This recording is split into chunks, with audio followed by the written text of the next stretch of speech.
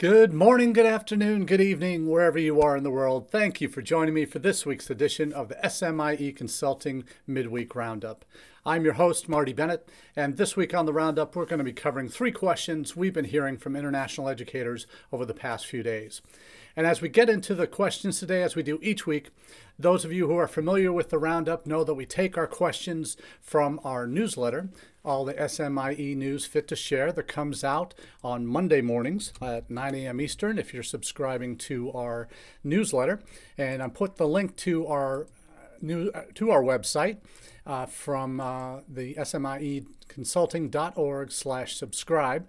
And you'll be able to enter in your information on the subscribe link, and then add in, you'll get that email every Monday morning, 9 a.m. Eastern, into your inbox with the latest news on international ed and social media happenings. And from that newsletter each week, we put together 3 themes we see developing and come up with the questions that we talk about based on the news stories that have happened that week, and then put together this half-hour in-depth look at how these questions and the answers to those questions can impact what we do in international education at our institutions.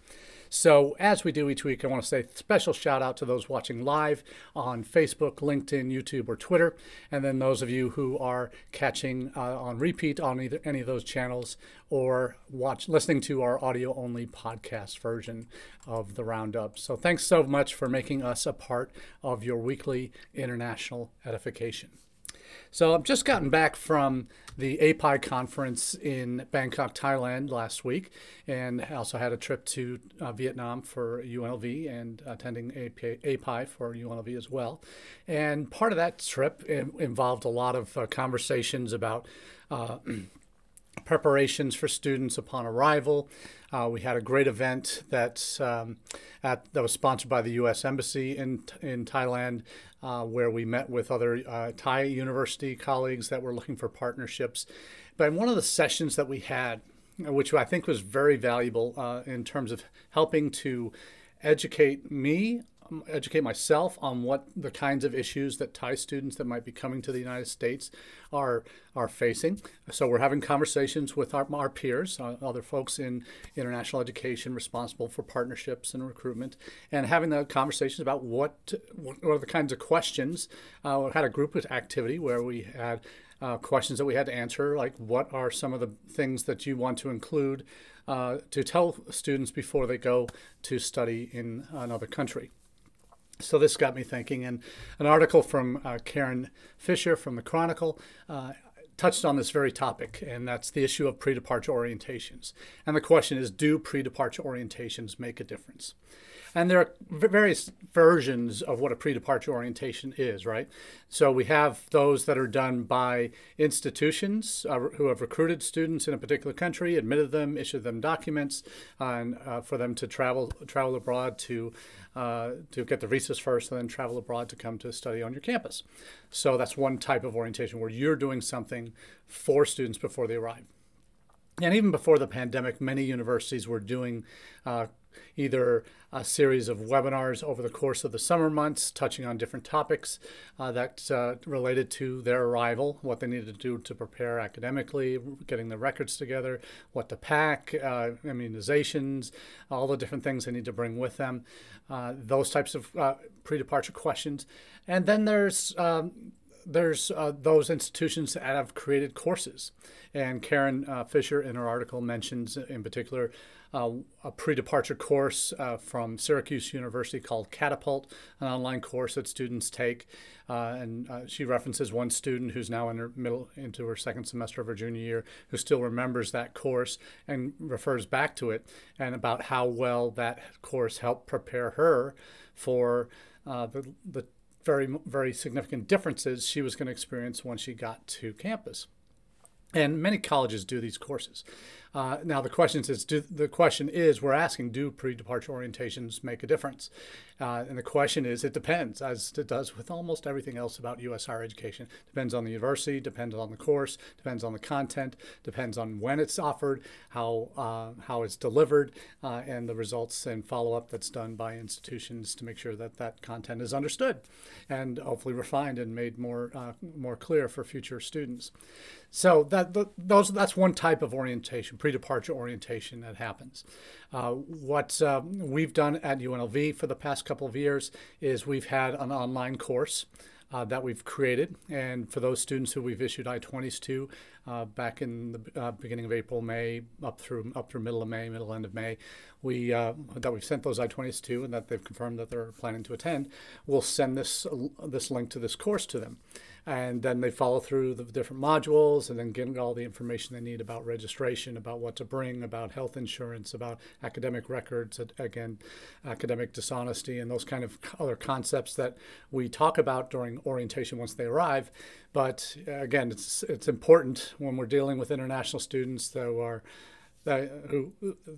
basic rule of thumb you have to follow is they don't know what they don't know.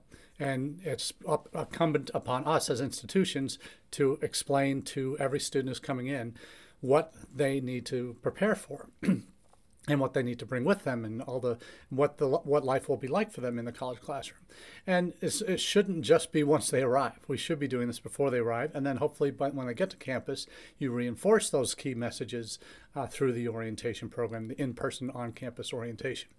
So obviously, for U.S. students who are coming to U.S. colleges during the summer months, most colleges will have orientations throughout the summer that are on campus, where students actually come to campus. They find out where they're going to be living. They meet their roommate. They register for classes. They meet their advisors. They get the whole works that they would normally get during orientation. They get that early.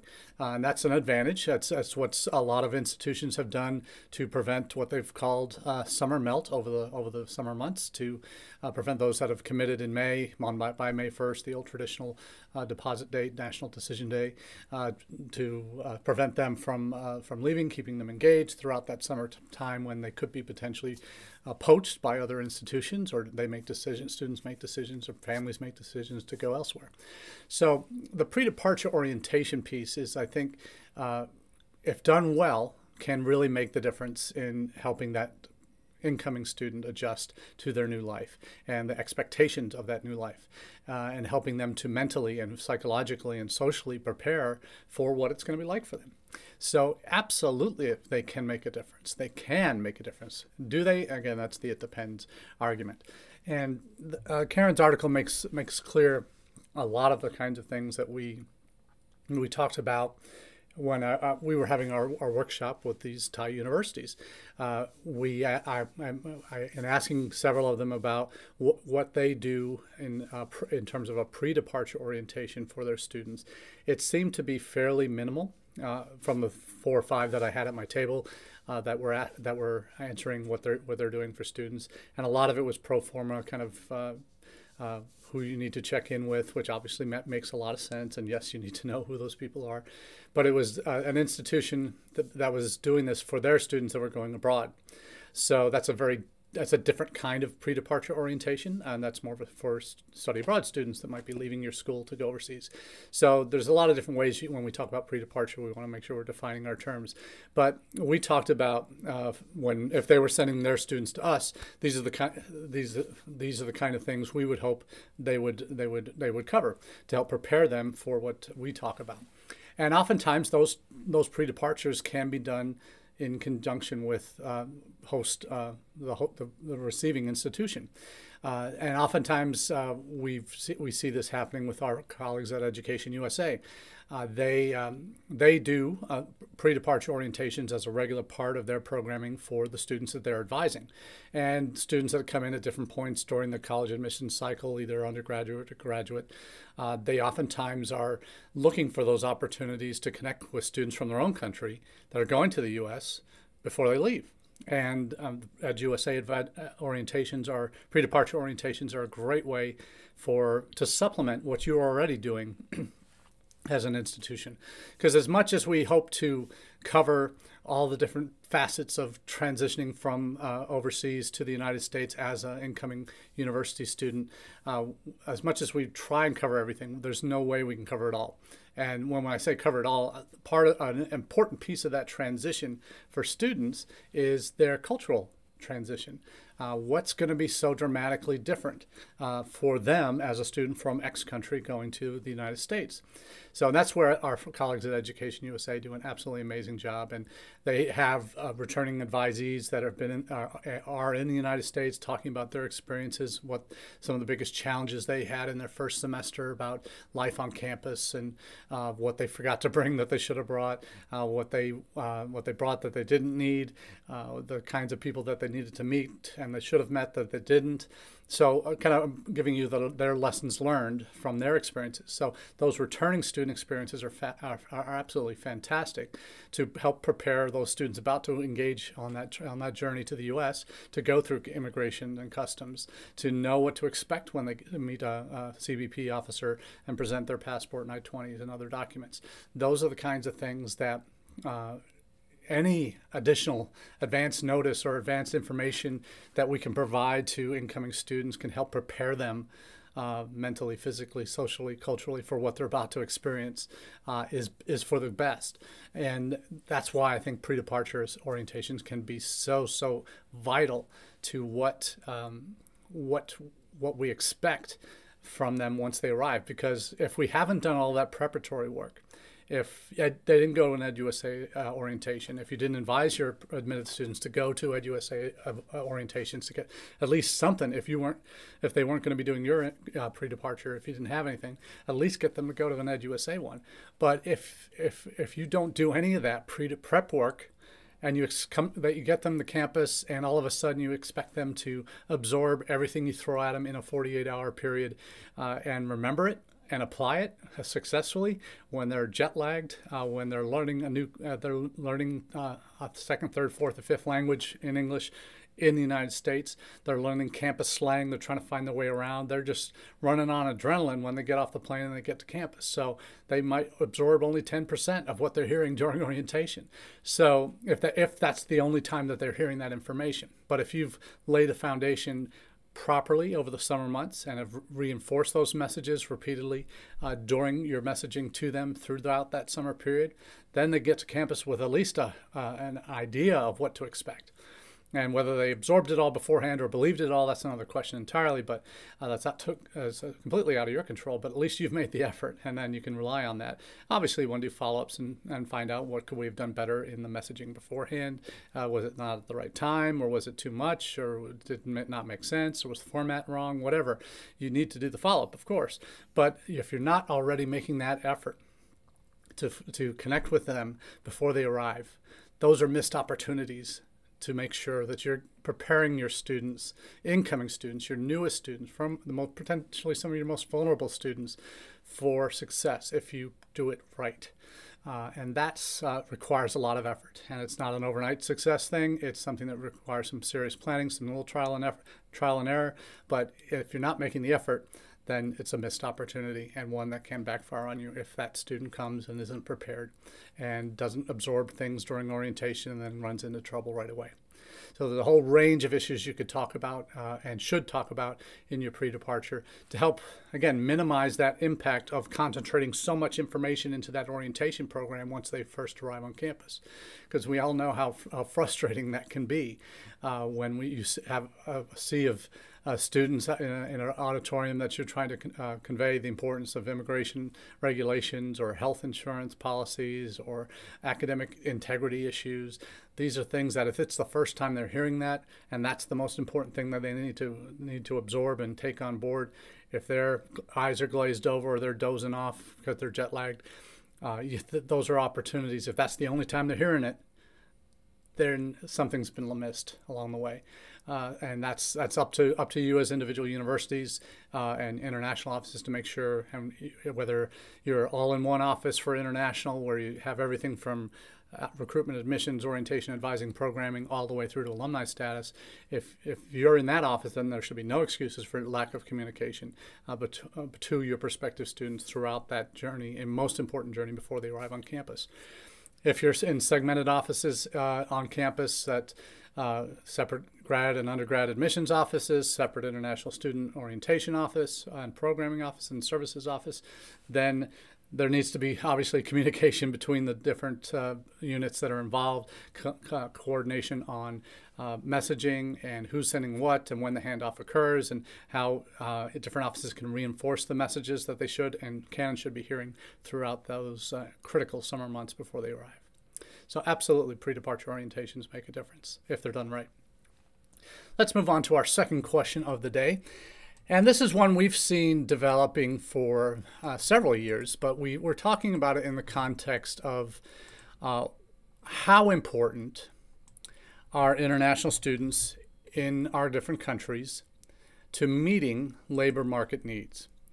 Now, I'm going to be sharing 3 different articles from Canada's perspective, from Germany, and from New Zealand, sharing how they are responding to the needs of their labor market and making sure international students are a part of that journey, or part of the solution to curing labor market woes. The 3 articles that we're sharing, first from is first from Canadian Immigration Council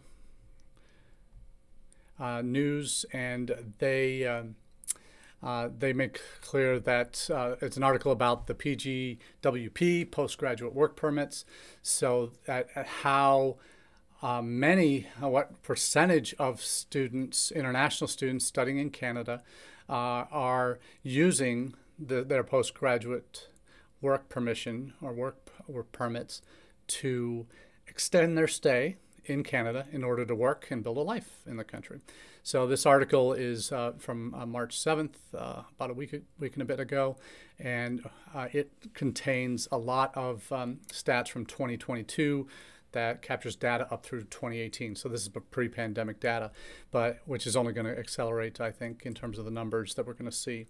That in 2008, the cohort that graduated in 2008, 29% of graduates in that year held a PGWP, postgraduate work permit, 5 years later. Now, fast forward 2009, 5% more, so 34%. Now, by 2013, 5 years on, 52% of graduates obtained a PGP 5 years later. So that is showing a dramatic growth in terms of the number of students, percentage of students that are graduating with degrees in Canada going on for work permission. And that shows that's over between 2008 and 2018, a 528% increase in the total number of PGWP holders, from 10,300 to 64,700. Now, keep in mind, for comparison purposes, in the United States, our postgraduate, our equivalent PGWP is well, the first part of that's tied to their student status is OPT, either 1 to 3 years of work permission. So we don't really have an equivalent timeline that we can look at. We know how many students we have on OPT every year, and generally that's been 100,000, 200,000 in that range that have been in the United States when we look at students by level. Now, in terms of so we have a number of that first 1 to 3 years as a percentage of students. So generally, it looks like could be of the total, you might have 10 to 20% well, that's of total students. So we don't really have an accurate number of 5 years later data that we can look at. So we don't really have apples to apples comparison for Canada. But let's just look at what is the next step after OPT, and that is employment visas, like an H-1B. So that is the most common route. And every year, H-1Bs are given out. There's about 64,000 that are standard H-1Bs. There's 20,000 additional for those with master's degrees. So that is not all students. There's a good percentage of them that are, but not all of them. So it's, again, not quite apples and apples. But what is clear in Canada, which now has over 807,000 international students currently enrolled in the country this year, or as of this beginning of this year, that the reason for the rising prevalence of the PGWP, according to this article, is that it allows international student graduates to make and earn a living in Canada, and they're seen as a valuable tool for obtaining permanent residency in the country. So it's really a means to an end for those that want to stay. So we're seeing the PGP in Canada being a real important pathway. They're saying in the future they're expecting, I think it was 3/4 of all PGWP students to be moving to permanent residency in the coming 5 years. So that number is only going to increase in the next 5-year cycle. So the length of the PGP depends on the length of their post-secondary program from which the permanent applicant graduated. Might be 1 year if it's at a 2 or 3 year vocational program. Might be 2 or 3 years depending on, again, the length of their program. In fact, according to Statistics Canada, the last bit on this one, almost 3/4 of all PGWP holders became permanent residents within 5 years of having obtained their PGWP. So that's a significant positive trend for those that are looking at that. Now for Canadian entry. Now we look at another case in Germany. In Germany, those who aren't familiar, Germany's equivalent, it's called German Academic Exchange Service, or DAAD, D-A-A-D. They are kind of the equivalent of IIE in the United States in terms of they're more kind of a non-governmental body, but they fund a lot of scholarships for German students to go abroad, to receive over international students in Germany. So they are kind of a main player in that respect. They are saying that they need to retain more international students as part of a larger overall strategy to fill gaps in the labor market. Including, in order to do that, they want to expand and improve student services, including career transition supports and German language training, in order to reduce the dropout level and boost retention of skilled graduates. So, a position paper from DAAD is calling for a multi-part strategy with concrete actions from government, academia, and industry in order to boost student recruitment and retention of skilled graduates. So, again, with the goal of doubling the cohort of retained graduates to roughly 50,000 per year who stay on for work and to fill jobs in the economy. So they have been seeing an increasing gap in skilled workers in the labor market in Germany for several years, and that Germany has certainly been an increasingly popular destination for refugees and other migrants to come to because of their very strong social fabric and welcoming environment for refugees and immigrants. That at the same time, they also need to fill skilled labor gaps that may be missing in other parts of the economy. So Germany's doing it as well. And then New Zealand. There was a recent OECD report that looked at the attractiveness of certain markets for over 3 main categories: highly qualified potential migrants, startup founders, and international students. And top of the list for highly qualified potential migrants is New Zealand. And as a direct desire to attract, to be a country that's considered one of the safest and best quality of life in the world, but also provides highly skilled migrants opportunity for residency eventually. For Canada is seen as a top destination for startup founders, according to this OECD data. The UK is ranked 7th in that attractiveness for highly qualified potential migrants. I think that's they're not featured in the top 10 prior to 2019. So that's interesting that the UK is up in that list. But for startup founders, Canada, again, because of what we were just talking about earlier, they've seen a lot of success recently. And then, thankfully, from a U.S. perspective, according to the OECD data, you see the U.S. being the top destination for international students as the most attractiveness chart, according to this OECD data. So interesting to read that and see where that's coming from on the issues of international students being seen as a very important piece of the overall labor market in certain countries, and the countries are doing more to make sure that those that they are bringing on student visas not only increases, as to hopefully then increase the number that want to stay when they finish. So really encouraged to see that coming out of those three countries, Germany, New Zealand, and Canada, in terms of their effectiveness and their desire to help connect the dots really on meeting labor market needs and international students. In the U.S., we don't have that clear pathway. We have a very dysfunctional immigration system in the United States. It's been clear for decades. Nothing's really been done substantially to change immigration law in the U.S. since the 80s. And there's been long overdue changes needed in our field.